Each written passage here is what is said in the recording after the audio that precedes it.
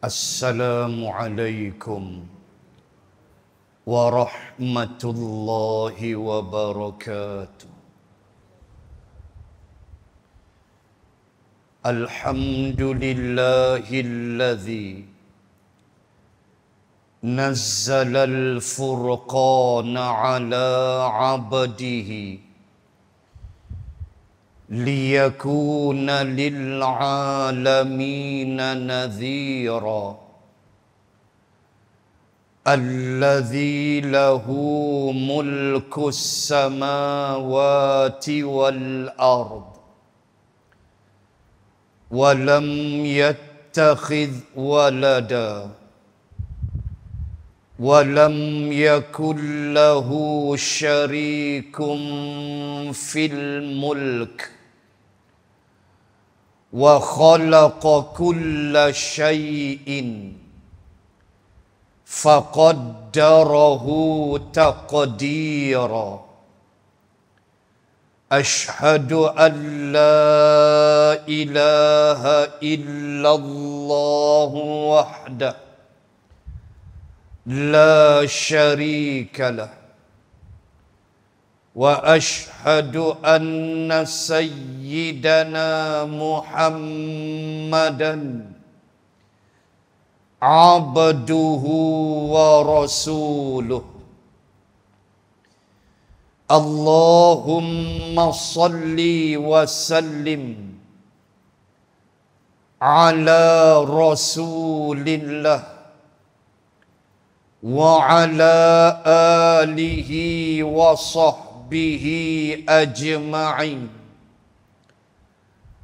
Subhanaka la ilma lana illa ma 'allamtana innaka antal alimul hakim. Bismillahi ma sya'allah la hawla wa la quwwata illa billah al-aliyyil azim. Amma ba'd. Muslimin dan muslimat rahimakumullah. Sambung ayat 9 dan ayat 10 Suratul A'la. A'udzu billahi minasy syaithanir rajim. Fadzakkir in nafa'atiz dzikra sayadzakkaru man yakhsha. Sadaqallahul azim. Oleh itu, berilah peringatan kepada manusia dengan ajaran Al-Quran. Kalau peringatan itu berguna, dan sudah tentu ia berguna. Kita mulakan terlebih dahulu dengan melihat ayat yang ke-9 Suratul A'la, berhubung dengan memberi tazkirah, memberi amaran dan peringatan kepada manusia, di mana di sana Allah Subhanahu wa ta'ala memerintahkan Nabi sallallahu alaihi wasallam supaya memberi tazkirah, peringatan kepada manusia dengan Al-Quran. Dan sudah tentulah peringatan itu amat berguna untuk manusia. Di dalam surah yang lain, surah Az-Zariyat ayat 55, wa dzakir fa inna dzikra tanfa'ul mu'minin. Allah kata berilah peringatan, tazkirah, amaran, kerana sesungguhnya ia amat berguna kepada orang-orang yang beriman. Di mana lafaz az-zikra dalam ayat ini, fadzakir inna fa'atiz zikra. Az-zikra itu ialah isim mubalaghah kalau kita belajar Arab. Maknanya dia berat. Isim mubalaghah. Dia ada penekanan di situ. Dia ada satu bentuk kesungguhan yang cukup besar yang mesti dicurahkan apabila kita menyebut tazkirah atau az-zikra, kerana az-zikra itu isim mubalaghah. Tuan-tuan muslim, bila Allah perintahkan Nabi sallallahu alaihi wasallam dalam bentuk menyampaikan tazkirah, yang ia adalah sesuatu yang bukan mudah, berat, seperti beratnya dan besarnya isim mubalaghah, maka kalaulah kita merujuk di dalam surah-surah yang lain, maka bertemulah kita dengan langkah yang diambil oleh Nabi sallallahu alaihi wasallam, dan bagaimana Allah subhanahu wa ta'ala menurunkan ayat. Nanti kita tengok surah itu betapa besarnya dia. Allah menurunkan pada peringkat awal dakwah Nabi, yakni Allah memerintahkan Nabi setelah secara sir selama 3 tahun Nabi dakwah senyap-senyap, cari kawan-kawan Khadijah, Abu Bakrin, Ali yang rapat-rapat dulu, sampai masa Allah memerintahkan Nabi untuk mula berhadapan dengan kaumnya. Nak tengok isim mubalaghah ni, az-zikra ni, berat dia taruh mana. Lalu ulama sirah menyebut Allah subhanahu wa ta'ala menurunkan perintah kepada Nabi melalui surah Asy-Syu'ara. Start ayat 214. Allah turunkan surah Asy-Syu'ara. Kenapa? Kejap lagi saya hurai. Nak tengok besar mana tazkirah. Allahu Akbar. Allah turunkan mula-mula untuk Nabi keluar daripada zon secara sir. Cukup dah 3 tahun. Maka Allah turunkan ayat 214 surah Asy-Syu'ara sampai 217. Allah berfirman, wa anzir ashiratakal aqrabin wakhfid janahaka liman ittaba'aka minal mu'minin wa in asauka faqul inni bari'um mimma ta'malun wa tawakkal 'alal 'azizir rahim. Al-ayat, 4 ayat 214 sampai 217.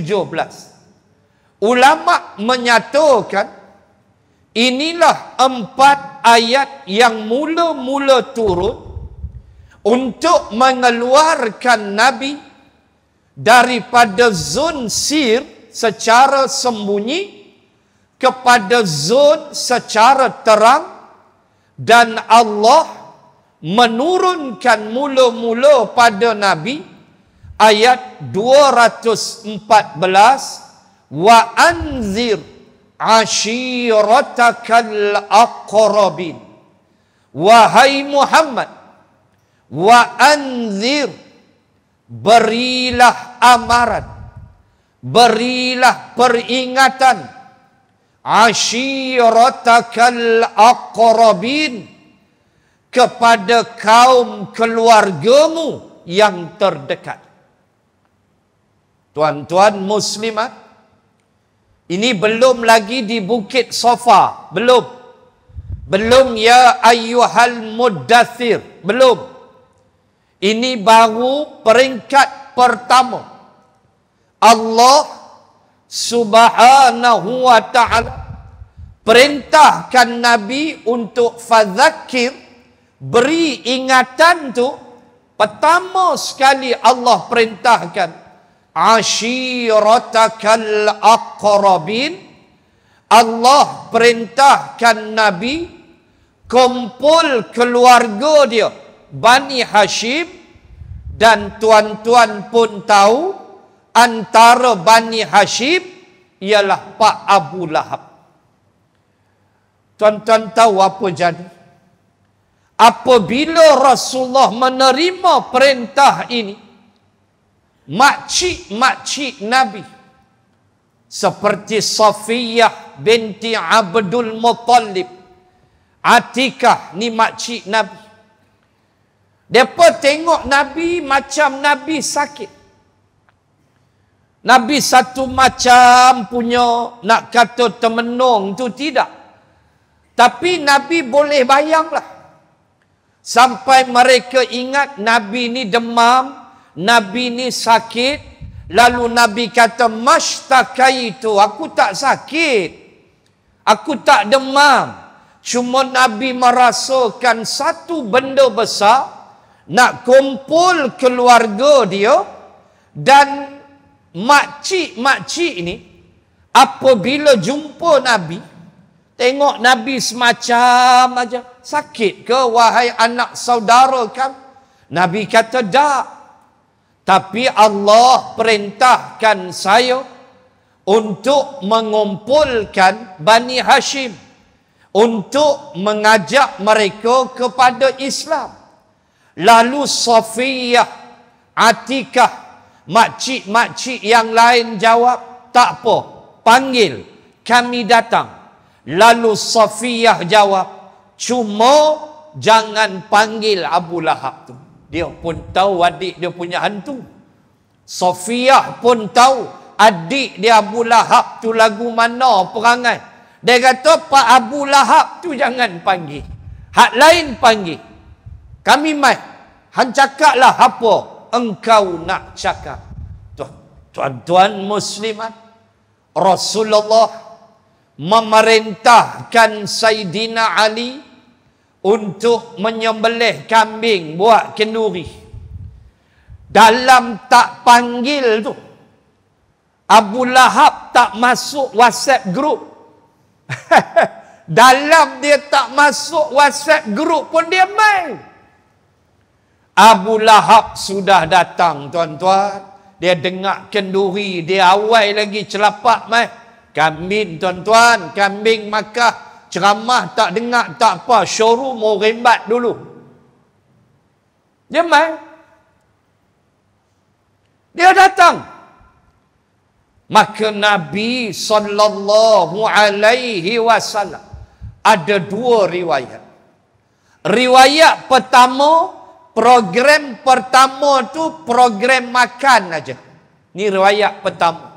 Sebab Abu Lahab ada saat lagi memang tahu dah dia nak buat spoil punya. Kenal dah perangai dia. Riwayat kedua, Nabi meneruskan juga akan ceramah dan tazkirahnya. Ada dua riwayat.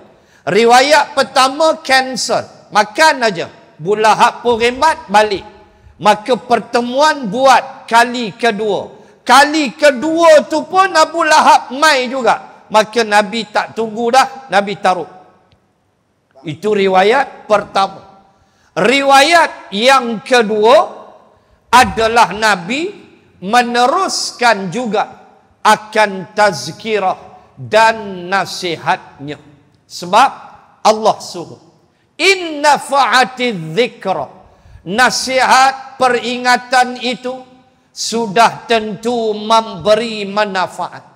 Dan apakah isi kandung ceramah Nabi yang pertama kepada ahli keluarganya ketika berkumpul semua? Maka Nabi tak peduli dah Abu Lahab, dia pun duduk sama. Maka Nabi menyebut dua perkara sahaja. Pertama, Nabi kata, ingat, kita semua akan mati. Nabi sebut cerita mati. Yang kedua, kata Nabi, kita semua akan bangun, bangkit daripada kubur seperti mana kita bangkit daripada tidur. Nabi sebut begitu. Dua benda tu je. Mati dan bangkit daripada kubur seperti bangkitnya kita daripada tidur. Tu ceramah Nabi pun. Pun Abu Lahab naik angin mengamuk sebab tak disediakan rokok untuk dia. Oh, dia marah hati. Dia ingat ada rokok free. Tak ada. Tuan-tuan muslimat. Itu yang pertama. Persoalan kedua yang ulama bahas. Kenapa Allah menurunkan surah Asy-Syu'ara? Kenapa awal-awal tu bila wa anzir ashiratakal aqrabin ayat 214 surah Asy-Syu'ara, kenapa yang tu turun? Kenapa Asy-Syu'ara turun? Allahu Akbar. Kita dah sebut tadi kan, Nabi satu macam punya rasa nak demam. Nabi satu macam orang sakit. Sebab apa?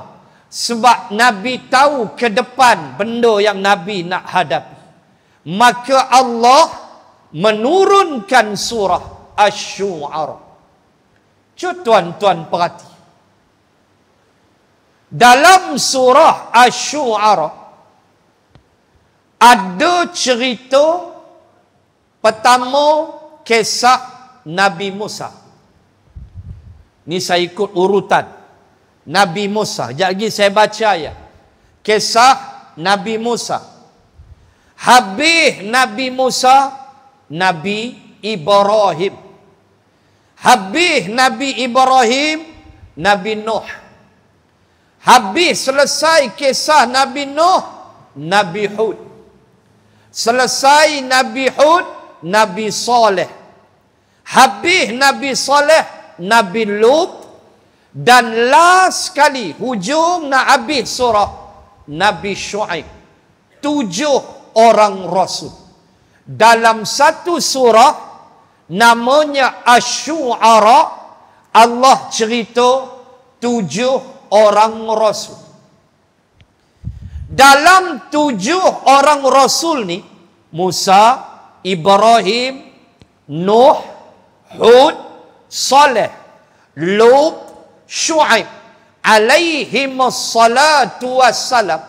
Siapakah yang paling junior di sudut susunan? Nabi Musa. Dia paling junior. Tetapi tuan-tuan tengok surah Asy-Syu'ara.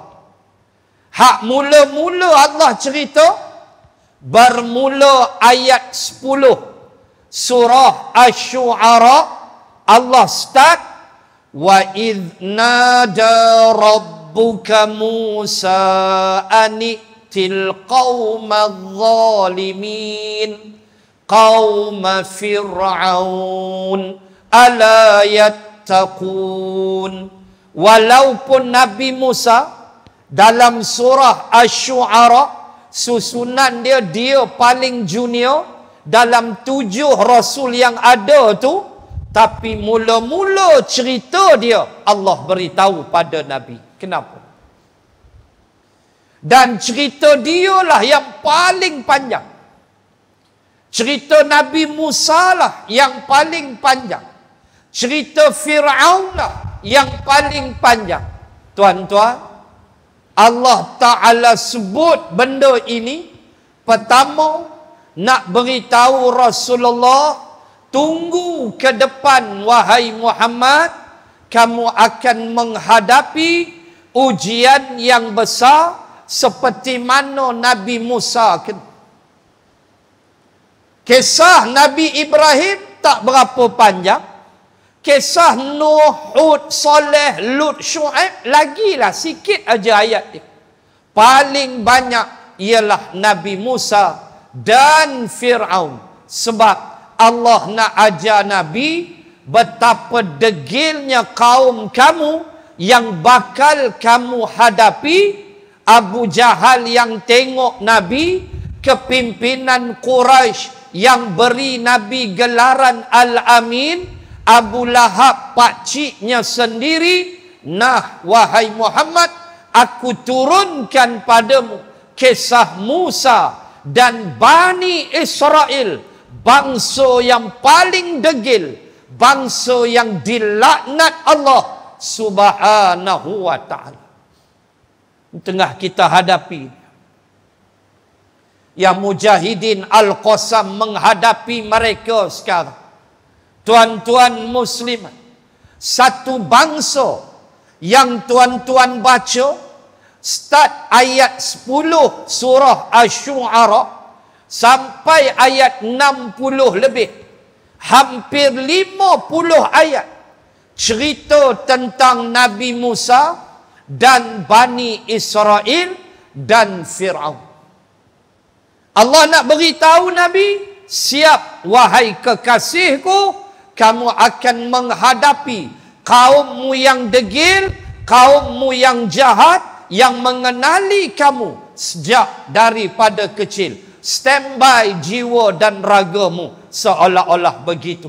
Allah ceritakan kisah ini. Tuan-tuan, Allah cerita pada kita, bangsa yang sedang kita menghadapinya itu, kita menghantar senjata kita, nama dia doa. Kita hantar senjata kita, namanya kunut nazilah. Sekali-sekala dihantar senjata namanya asap rokok. Duk demo rokok telan juga. Mana aci lagu tu. Marah kat Yahudi, rokok tibai juga. Tapi bukan orang balik pulau. Ni New Zealand Selatan. Nak sebut bagaimana hak kita hadapi ni. Tuan-tuan baca Quran, tuan saduk pelik. Allah turunkan pada Nabi Asy-Syu'ara. Untuk Allah ajar Nabi, Allah ajar kita.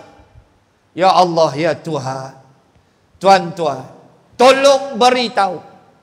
Satu bangsa yang Allah Ta'ala bagi nikmat yang kita tak pernah dapat. Bukan sekadar Nabi-Nabi banyak daripada mereka, tetapi nikmat. Pernahkah kita melihat laut terbelah? Kita mandi laut aja, silap hari bulan lemah. Mereka tengok laut terbelah. Ayat laut terbelah mana? Asy-Syu'ara ayat 62. ketika mereka diselamatkan daripada kekejaman Fir'aun. Yuzabbihuna abna'akum. Apa dia kejahatan Fir'aun paling dahsyat? Selain dia mengaku Tuhan, dia sembelih, dia bunuh anak-anak lelaki. Beranak lelaki dia bunuh. Tak ada zuriat Bani Israel, dia bunuh. Itu kejahatan dia. Allah selamatkan dengan Allah cerita pada kita. Fa'auhayna ila Musa an yadrib bi'asakal bahr fanfalaqa fakana kullu firqin kattawdil azim. Allahu akbar. Kami wahyukan kepada Musa, wahai Musa, pukullah laut itu dengan tongkatmu. Lalu Musa menghentaknya ke laut, maka terbelahlah lautan menjadi lorong-lorong yang boleh dilalui, dan di kiri kanannya Allah tahan laut itu laksana kattawdil azim, gunung-gunung yang tinggi. Cuba bayang sekejap. Saya selalu sebut, kalau kita mahu membahaskan puak-puak pengkhianat Yahudi ini, jangan baca fakta sejarah buku sahaja. Walaupun itu kita tak boleh tolak, tetapi kamu mesti membedah Al-Quran. Kamu mesti menusuri Al-Quran. Barulah kita boleh nampak siapa dia Yahudi. Jangan baca sejarah saja. Baca Quran, tengok bagaimana mereka diberi nikmat. Laut terbelah untuk mereka. Tidakkah itu nikmat? Sampai Allah sebut, kiri kanan kami tahan macam gunung yang tinggi. Mereka lalu, mereka tengok laut macam gunung, Allah tahan. Tuan tengok sampai di seberang. Sampai di seberang itulah bermulanya pengkhianatan besar mereka. Apa dia? Baca pula Al-Ma'idah. Tengok pula start ayat 20, 21, 22, 23 sampai 26 Al-Ma'idah. Tengok pula bila mereka sampai di seberang, datanglah perintah Allah. Wa qala Musa ya qaumi dkhulul ardal muqaddasata allati kataballahu lakum wa la tartaddu ala a'qabikum fatanqalibu adbarikum fatanqalibu khasir. Allah Ta'ala sebut perintah Allah kepada Nabi Musa supaya mereka masuk Ardal Muqaddasah, supaya mereka masuk sebuah negeri yang suci. Al-Muqaddasah, Ardal Muqaddasah, itulah Al-Quds, itulah Baitul Maqdis. Allah suruh mereka masuk setelah Allah selamatkan mereka daripada kekejaman Fir'aun. Masuk untuk berperang sebab adanya qauman jabbarin, adanya satu raja dan kaum yang jahat yang menguasai Al-Quds. Lalu Allah perintahkan pergi lawan, perang dan ambil Baitul Maqdis sebab allati kataballahu lakum, kerana bumi itu adalah ditetapkan untuk kamu. Apa yang kita sebut the promising land, bumi yang dijanjikan. Sebab itu Syekh Imran Hussein pernah menulis sebuah buku The Promising Land dalam bahasa Inggeris. Ada dijual di kedai. Bumi yang dijanjikan, dihuraikan di dalam bab itu tentang bumi yang dijanjikan Allah kepada Bani Israel, kata mufassirin, adalah bumi yang dijanjikan itu dengan maksud dan makna pada masa mereka bersama Nabi Musa. Bukanlah. Bukan sekarang. Pada mereka, zaman mereka dengan Nabi Musa tu. Itulah kata mufassirin, the promising land. Masuk, ambil. Sekarang ni, pengkhianatan, pencerobohan, perampasan melalui perjanjian Balfour, melalui PBB. Bukan hak mereka. Mereka rampas. Mereka bangsa yang tak ada tanah. Mereka bangsa yang merempat. Mereka bangsa yang tak ada bumi. PBB, perjanjian Balfour, mengizinkan mereka masuk. Ambil sikit-sikit sampailah hari. Tuan-tuan, mereka enggan balik suratul Maidah. Mereka kata dengan biadabnya, fadhhab anta wa rabbuka faqatila inna hahuna qa'idun. Mereka kata ke Nabi Musa, fadhhab, pergilah, anta, engkau, wa rabbuka, dan Tuhan engkau, faqatila, pergilah kamu berdua. Nak perang sangat, pergi. Kami nak duduk-duduk sahaja di sini. Tuan-tuan bayang biadabnya Bani Israel. Biadabnya bangsa ini, datuk nenek moyang mereka. Mereka kata ke Nabi Musa, pergilah engkau dengan Tuhan engkau. Awak, yang selamatkan kamu di Laut Merah tu ada Tuhan lain ke? Allah tu lah. Tiba-tiba kata ke Nabi Musa, pergilah engkau dengan Tuhan engkau. Awak, kamu ada Tuhan lain? Ini biadabnya mereka. Lalu, bila mereka enggan, maka Allah menghukum mereka 40 sana yatihuna fil ard. Mereka disesatkan Allah 40 tahun di padang pasir Tih. 40 tahun Allah hukum sesat. Berlega di padang pasir, tak tahu nak keluar mana, tak tahu. Tuan-tuan, 40 hari ke? Dah 40 tahun. Allahu Akbar. 40 tahun, tuan-tuan ingat sekejap ke? 8 kali pilihan raya, oi. Lama. 8 kali 5, 40. Lama. Jangan cari pasal. 40 tahun. Sesat. Dalam duk sesat tu, Allah kasih lagi. Baca Al-Baqarah. Baca Al-A'raf. Wa zallalna alaikumul ghamam.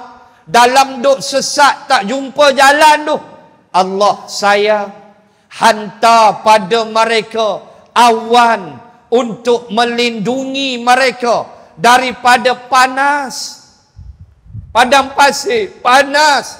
40 tahun berlega, tak jumpa jalan. Suruh pi perang, bebaskan Al-Quds. Kata Allah yang Allah tetapkan untuk kamu.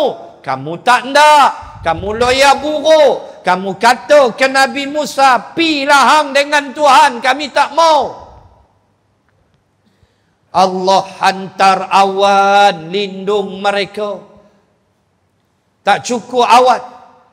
Wa anzalna alaikumul manna wassalwa kulu min tayyibati ma razaqnakum. Kami turunkan pula untuk mereka 2 jenis makanan, al-manna dan as-salwa. Al-manna ialah makanan yang disebut sebagai manisan seperti kuih muih yang datang kepada mereka, yang diturunkan oleh Allah. Makan. As-salwa adalah burung-burung putih seperti burung merpati Datang jinak, ambil, sembelih, makan. Punya Allah sayang. Oh dahaga, air tak ada. Minta air dengan Nabi Musa.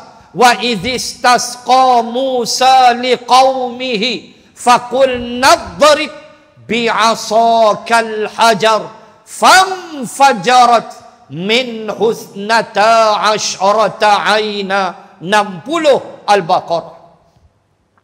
Allah kata Musa, pukul tongkat itu ke batu. Musa hentak tongkat ke batu. Nak apa? Terbit 12 mata air yang dipanggil Uyun Musa di semenanjung Sinai. Batu terbit air 12 ambil. Sebab Nabi Musa pimpin 12 kabilah. Nak apa lagi ni? Habaq mai. Allahu Akbar tuan-tuan. Generasi ini akhirnya dimatikan Allah. Kita nak tengok, baca, tengok Quran, baru kenal Benjamin Netanyahu ni siapa. Baru kenal Yahudi ni siapa. Baca Quran. Tuan-tuan, jangan baca sejarah sahaja. Quran tidak berbohong. Sejarah mungkin ada tak betul. Quran tak pernah tak betul. Semua betul. Kalam Allah. Maka generasi ini mati. Termasuk yang wafat ialah Nabi Musa alaihi salam. Lalu lapis kedua, tengok bahagian kedua, kejahatan mereka. Lapis kedua, generasi selepas Nabi Musa dipimpin pula oleh Nabi Yusha bin Nun alaihi salam. Nabi Yusha pula pimpin. Mereka tinggal di tepi laut. Kerja mereka adalah nelayan-nelayan. Mereka menangkap ikan. Lalu Allah menguji mereka. Allah menurunkan hukum kepada mereka. Fis sabti, pada hari Sabtu, jangan ambil ikan. Mamnu', larangan. Jangan ke laut ambil ikan. Hari Sabtu. Hari Sabtu, kata Nabi Yusha bin Nun, kena bawa kitab, pergi biara baca kitab. Nak tangkap ikan hari lain. Tuan-tuan baca tafsir, buka Ibnu Kathir ke mana ke. Apa yang mufassirin tulis adalah ikan paling banyak hari Sabtu. Ibnu Kathir kata, hari Sabtu ikan tu atas laut tu putih. Melompat-lompat. Jenahak, kerapu. Allah tak bagi. Hari Sabtu, pergi baca kitab. Mereka duk geram, tengok tepi laut, ambil duit isap rokok. Dia kata takkan nak biar kot. Melompat ikan, lalu mesyuarat. Tengok jadi apa mereka ni. Lagi saya baca satu ayat dalam Al-Ma'idah. Lalu mereka mesyuarat. Tidak semua, minhum, sebahagian mereka mesyuarat. Kepala batu ni mesyuarat. Ambil keputusan, kita gali lubang tepi pantai, pasang pukat, gali lubang, boh pukat hari Jumaat. Hari Sabtu kita pi biara. Bawa kitab no, jangan bawa rokok, kata ketua dia. Rokok tinggal. Ni pi masjid pun bawa rokok, haru betul. Rokok tinggal, kata ketua dia. Bawa kitab aja hari Sabtu. Hari Jumaat kita gali lubang, boh pukat. Hari Sabtu kita dengan waraknya pergi mengaji. Hari Sabtu tu ikan naik. Hari Sabtu ikan akan masuk pukat. Hari Ahad pagi kita angkat pukat. Serupa tangkap ikan hari Sabtu. Tuan-tuan, tu perangai Yahudi Bani Israel. Hukum Allah dia kona ikut suka ya. Perintah Allah dia kona ikut kepala otak dia aja. Allahu Rabbi. Haram kata Allah, kuna bagi halal. Halal kata Allah, kuna tak boleh buat. Punya mangkuk perangai. Tuan-tuan, mereka kata dekat Nabi Yusha, mana ada? Takkan hantar tengok muka kami. Aku duduk depan mengaji hari Sabtu. Tak lena punya, dia kata. Walaupun ada yang lena duduk depan. Tak lena, dia kata. Takkan hantar tengok muka aku. Dapat tibai Nabi Yusha. Nabi Yusha kata, hampa tahan pukat hari Jumaat. Seperti hampa ambil ikan hari Sabtu. Kata tak ada lah. Itu. Tuan-tuan, datuk nenek bangsa Yahudi duk ada yang mengamuk, yang mengganas di Gaza, di Palestin sekarang ni. Datuk nenek mereka jadi apa? Baca Al-Ma'idah 60. Qul hal unabbi'ukum bi syarrim min dzalika mathubatan 'indallah man la'anahu Allah wa ghadiba 'alaihi wa ja'ala minhumul qiradata wal khanazir wa 'abadat taghut ulaika syarrum makana wa adallu an sawa'is sabil. Itu dia depa. Tuan-tuan kena baca di sini baru kenal depa. Quran suluh semua.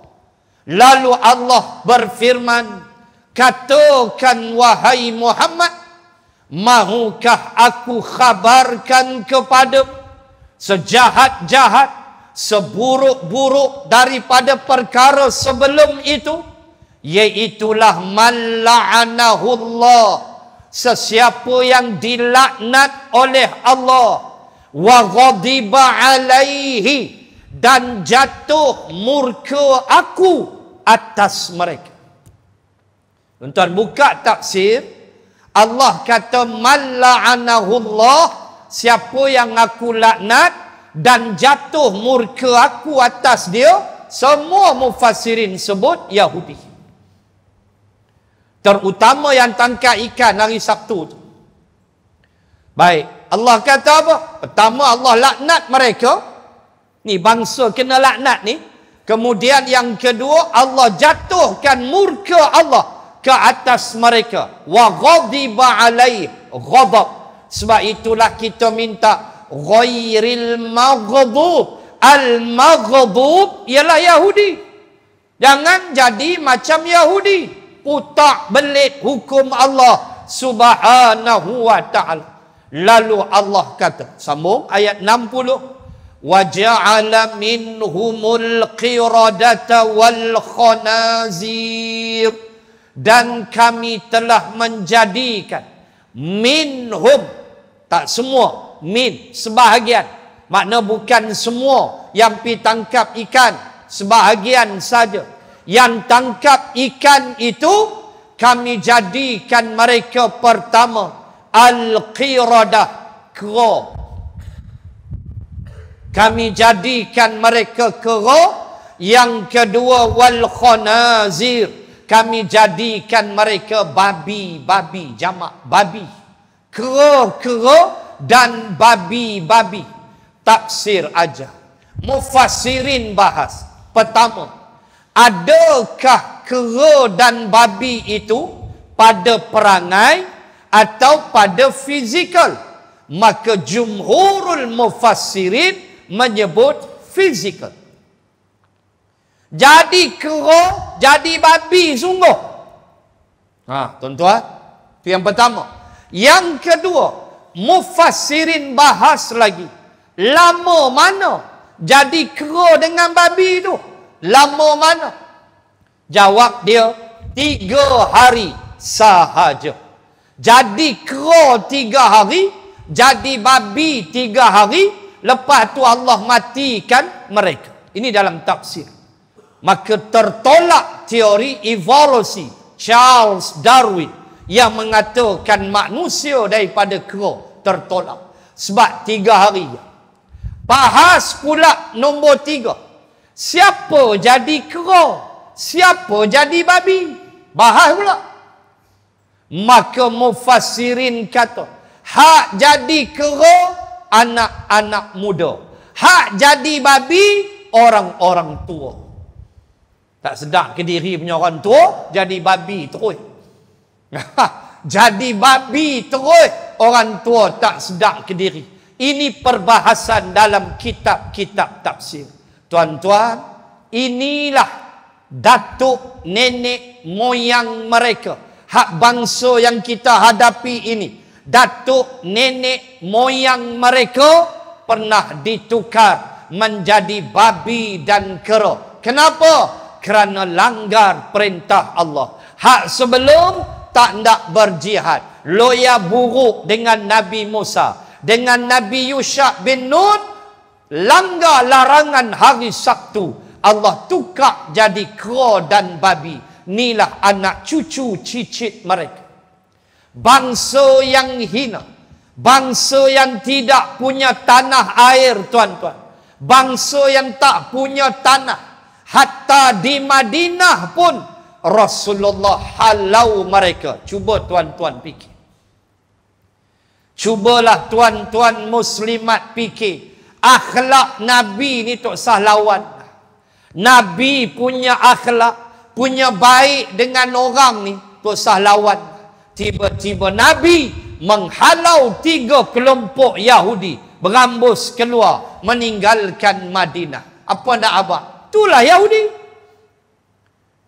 Rasulullah pun halau. Mereka berhimpun di Khaybar, berlaku perang Khaybar. Akhirnya mereka kalah dalam perang Khaybar. Mereka bertaburan ke seluruh dunia. Dan akhirnya melalui perjanjian Balfour, mereka berjaya mengambil sedikit demi sedikit dan membuat penempatan di Gaza, di Ramallah, di Jaffa, di mana-mana yang mereka nak ambil, mereka ambil. Dalam keadaan itu adalah tanah umat Islam, kerana bumi Palestin adalah bumi umat Islam. Tuan-tuan, inilah bangsa. Sebab itu tak ada perjanjian-perjanjian tak sah lah. Baca ayat 13 Al-Ma'idah, patah balik tadi 60, pi belakang sikit, tengok ayat 13 Al-Ma'idah.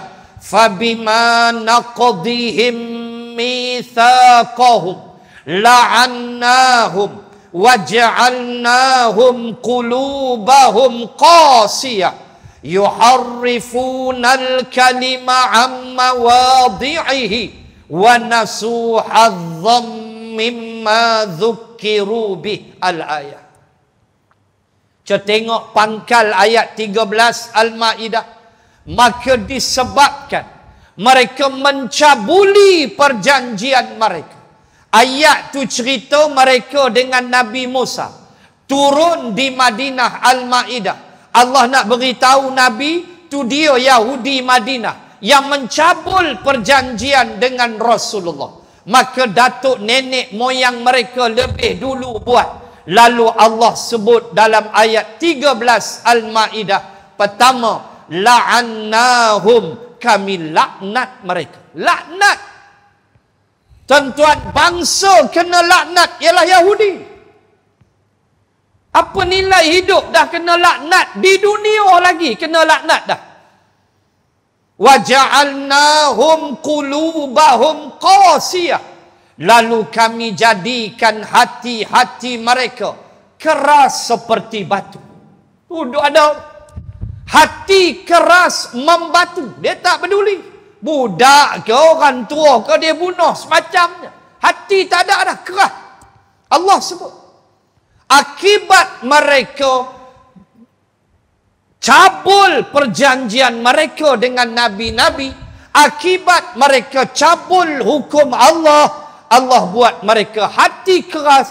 Allah laknat mereka. Yuharrifunal kalima amma wadi'ihi, pendeta-pendeta mereka pula mengubah apa yang ada di dalam Taurat. Wa nasu hazzam mimma dzukkiru bih, dan mereka itu melupakan apa yang diperingatkan kepada mereka. Inilah bangsa dia.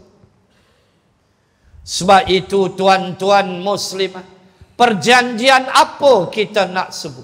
Perjanjian Camp David, Menachem Begin, Jimmy Carter dan Anwar Sadat di White House yang akhirnya membawa kepada pembunuhan Anwar Sadat oleh Kapten Khalid Islambuli yang telah turun daripada terak dan menembak Anwar Sadat di atas perjanjian Camp David yang kononnya mahu menyelamatkan, memberi hak sama rata dengan orang-orang Palestin. Bohong. Tuan-tuan jangan lupa peristiwa Sabra Shatila, kem pelarian orang-orang Islam Palestin di Sabra Shatila telah digugurkan bom dengan gas kimia dan sebagainya oleh Perdana Menterinya pada waktu itu, Yitzhak Rabin, dalam keadaan membunuh umat Islam sewenang-wenangnya. Perjanjian apa nak sembah? Perjanjian Oslo, Yasser Arafat. Perjanjian Wye River, Yasser Arafat. Apa jadi umat Islam Palestin? Itu hak tanah mereka yang wajib mereka pertahankan. Itu bumi Anbiya. Nabi Yusuf orang Palestin, Yaqub, Ishak, anak beranak orang Palestin. Nabi Daud, Nabi Sulaiman orang Palestin. Tu bandar Gaza. Tu yang betulnya Gaza, Ghin, Zaid, Ta marbutah, Gaza, bukan Gaza. Gaza main mana tak tahu. Gaza itu, atau orang panggil Gaza lah ni, Gaza itu adalah bumi kelahiran Al-Imam Syafi'i rahimallahu ta'ala. Al-Imam Syafi'i orang Palestin sebelum berhijrah ke Makkah.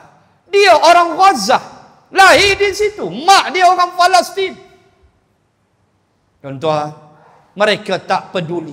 Sebab itu tak ada damai-damai perjanjian tak boleh pakai. Dengan Nabi Rasulullah pun mereka rongkai sampai Nabi halau habis mereka keluar daripada Madinah, maka tak ada ubat dia.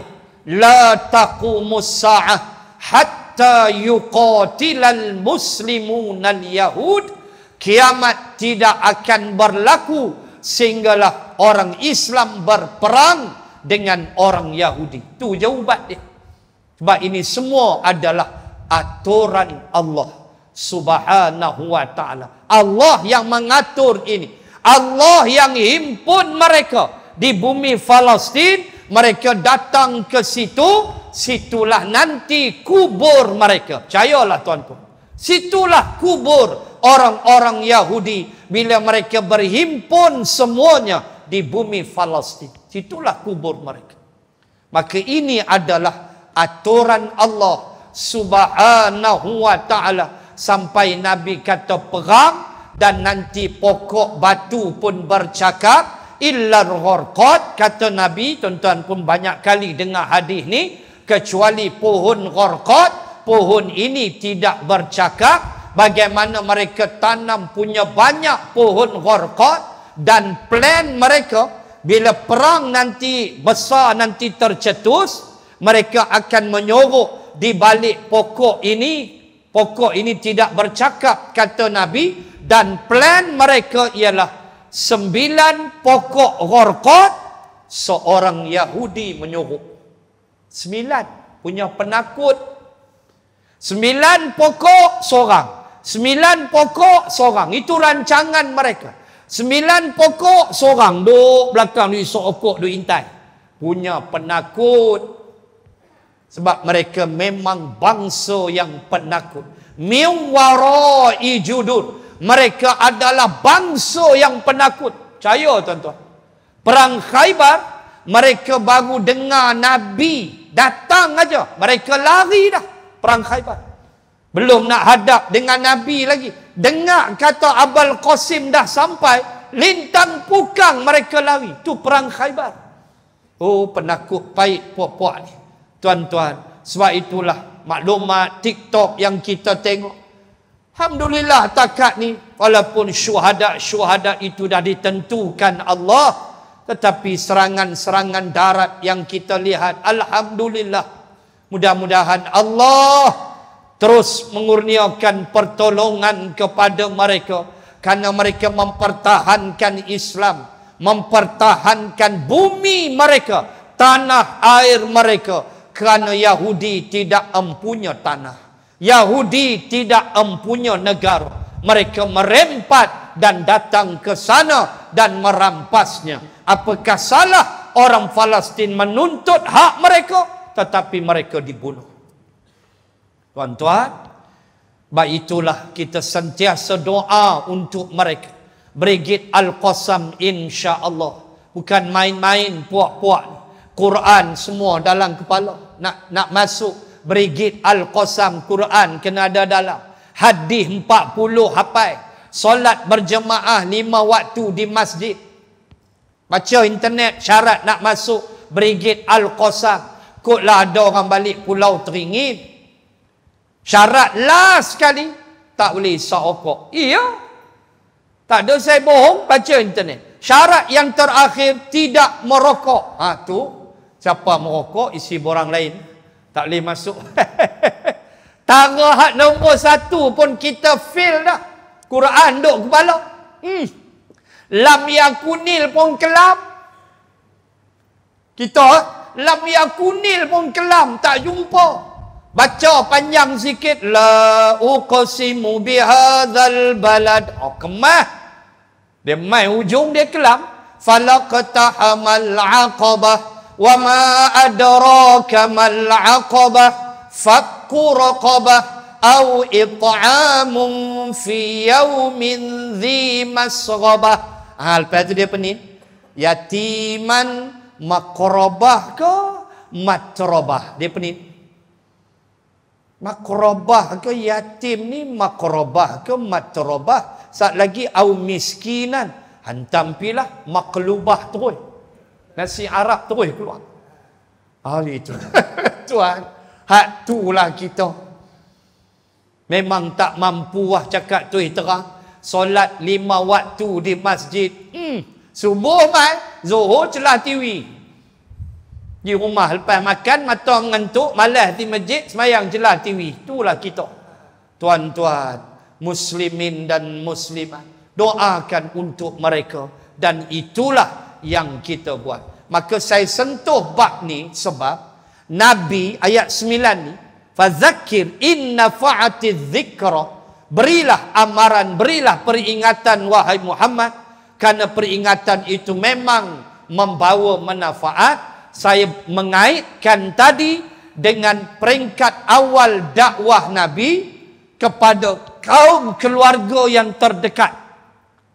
Dan saya sebut tadi ayat yang turun ialah 214 hingga 217 Asy-Syu'ara.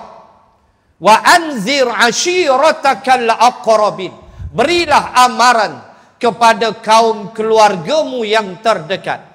Dan Nabi semacam rasa nak demam, semacam nampak Nabi sakit, tapi Nabi tak sakit, sebab Nabi tahu penangan Nabi nak hadapi ke depan, terutama dari masyarakat Quraisy. Maka itulah yang kita kaitkan tadi dengan surah Asy-Syu'ara yang turun pada Nabi, sebab ada 7 kisah Rasul di dalam itu. Bermula ayat 10, kisah Nabi Musa, Ibrahim, Nuh, Hud, Saleh, Lut dan Syuaib alaihimussalatu wassalam. Duduk dalam surah Asy-Syu'ara. Semuanya cerita berhadapan dengan kaum mereka. Terutamanya Allah sebut awal ayat 10 bermula kisah Nabi Musa. Walaupun dalam 7 Rasul itu Nabi Musa paling junior di sudut susunan Rasul.